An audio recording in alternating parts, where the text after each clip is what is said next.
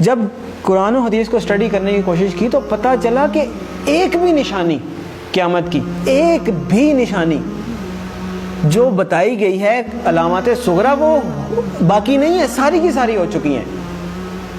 اگر کسی کو کسی اسپیسیفک نشانی کے بارے میں کوشچن ہے تو مجھے بھی بتائیں۔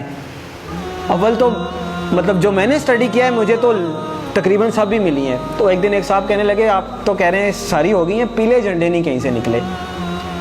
تو میں نے کہا پیلے جھنڈے تو وہ رابعہ ابھی نکلے تھے مصر میں، جب صدر مرسی کی حکومت انہوں نے گرائی تھی تو وہاں پہ پیلے جھنڈے رابعہ کا نشان انہوں نے بنایا تھا اور بڑی احتجاج کی تھی، وہاں سے پیلے جھنڈے نکلے تھے۔ پھر ایک اور صاحب کہنے لگے کہ دخان نہیں آئی جی، دھواں ہوگا جو زمین کو اپنی لپیٹ میں لے لے گا۔ میں نے بتایا کہ دخان تو اللہ واللہ عالم، ہم عقل کل نہیں ہیں، لیکن دیکھیں ہم نے تو وہ دیکھنا ہے کہ جو ہماری سمجھ میں بات آتی ہے۔ آج سے 7-8 سال پہلے ہم بھی اسی پنجاب میں رہتے ہیں، اسی دنیا میں رہتے ہیں، دھند ضرور ہوتی تھی، دھواں بھی ہوتا تھا، دھواں اسموگ نہیں ہوتا تھا کہ وہ پورے لپیٹ میں لے لیتا ہے۔ دھواں تو ایسے ہوتا ہے نا دور سے نظر آئے، دخان ایسا ہے کہ یخشى الناس، قرآن میں اللہ نے فرمایا یوم تأتی السماء بدخان مبین یخشى الناس ھذا عذاب علیم، وہ بھی پورا ہو گیا۔ پھر کیا رہ گیا؟ پھر انہوں نے کہا عربوں میں شرک آ جائے گا، وہ تو نہیں آیا۔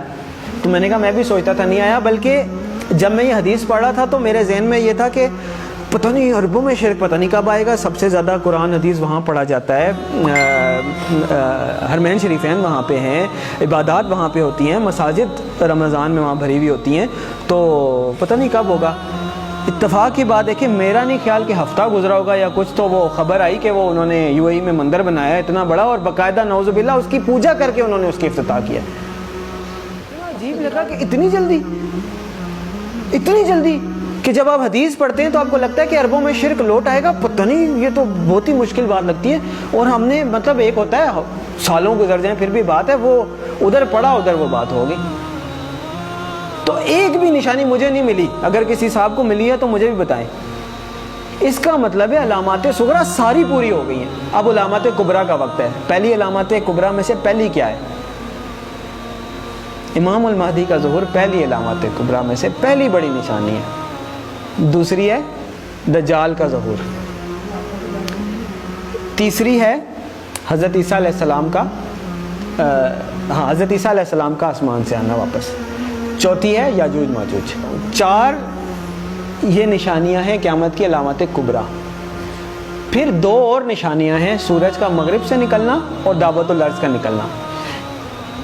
کیٹیگرائزیشن یہ حدیث میں نہیں ہے کہ 4 نشانیاں یا 5 ہیں، ویسے بتایا گیا ہے۔ اس کو پھر علماء نے اپنے حساب سے، جیسے میں نے پہلے آپ کو بتائی دخان ہو گیا یا مختلف رابعہ ہو گئے، پہلی پیلے جھنڈے ہو گئے، یہ وہ ان کو علامات صغریٰ کہا گیا ہے، چھوٹی نشانیاں، اور یہ جو ابھی میں نے 4 آپ کو گنوائی ہیں نا علامات کبریٰ کے طور پہ کیٹیگرائز کیا گیا ہے۔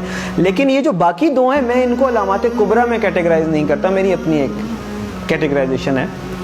کیوں؟ اس لیے کہ آپ صلی اللہ علیہ وسلم نے فرمایا کہ جب دعوت الارض نکل آئے یا سورج مغرب سے نکل آئے پھر کسی کی توبہ قبول نہیں ہے، جو ہے جیسے ہے ویسے ہے، کوئی نیک ہے بد ہے، کافر ہے مسلمان ہے مسلمان، پھر کسی کی توبہ قبول نہیں ہے۔ اس کا مطلب یہ ہے کہ یہ جو 2 نشانیاں یہ قیامت قائم ہونے کے واقعات ہیں، وہ تو ایک قسم کی قائم ہو گئی نا قیامت۔ تو جو نشانی تو وہ ہے کہ آپ الرٹ ہے، نشانی ہے بھائی آنے والی ہے، تیار ہو جائیں۔ تو جب آ گئی تو پھر تو نہ توبہ ہے نہ کچھ ہے، پھر تو نشانی نہ ہوئی، پھر تو ہو ہی گئی۔ جب توبہ ہی نہیں قبول، اس کے بعد آپ کوئی چینج ہی نہیں، ایکسیپٹنس۔ تو اس لیے 4 نشانیاں قیامت قائم ہونے کی ہیں، اس وقت تک پھر بھی چانس ہوگا، ایون دجال کے آنے کے بعد بھی چانس ہوگا اگر کوئی توبہ کرتا ہے، اللہ توفیق دیتا ہے۔ حضرت عیسیٰ علیہ السلام دنیا میں آتے ہیں، چانس ہے، یاجوج ماجوج آتے ہیں، چانس ہے۔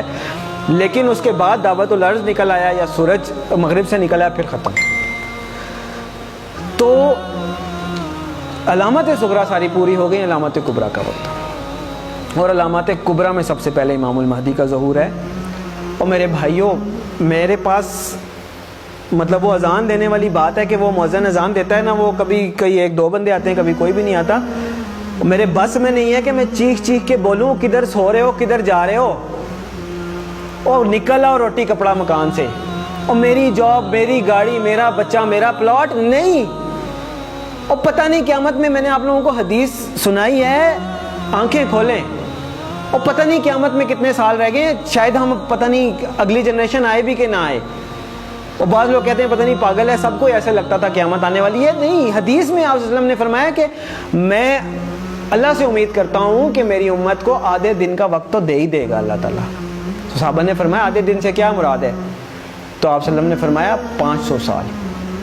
اور یہ قرآن سے بھی ثابت ہے کہ اللہ کے ہاں ایک دن ہمارے 1000 دنوں کے برابر ہوتا ہے. تو علامہ سیوطی بہت بڑے حدیث کے مفسر گزرے ہیں. لوگ کہتے ہیں آپ علامہ سیوطی کے اس پہ کیوں جا رہے ہیں؟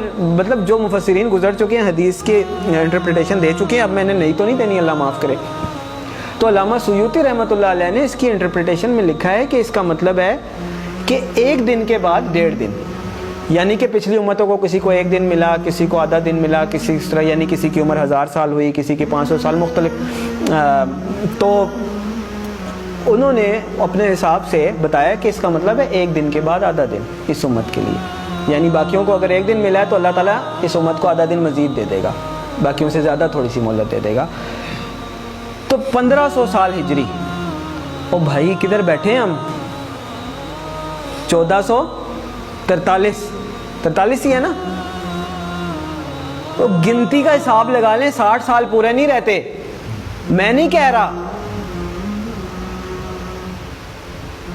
تو اس کا مطلب یہ ہے کہ تھوڑا سا, میں یہ نہیں کہہ رہا کہ 60 سال میں ہی آ جائے گی, یعنی اللہ تعالیٰ نے اگر آدھے دن کی مہلت دینی ہے, اللہ کی مرضی, تھوڑا بہت آگے پیچھے بھی ہو سکتا ہے. لیکن سمجھنے کی بات ہے کہ ہم بالکل ایج پہ کھڑے ہیں, گرنے لگے ہیں نیچے, اور دیکھ پیچھے جا رہے ہیں,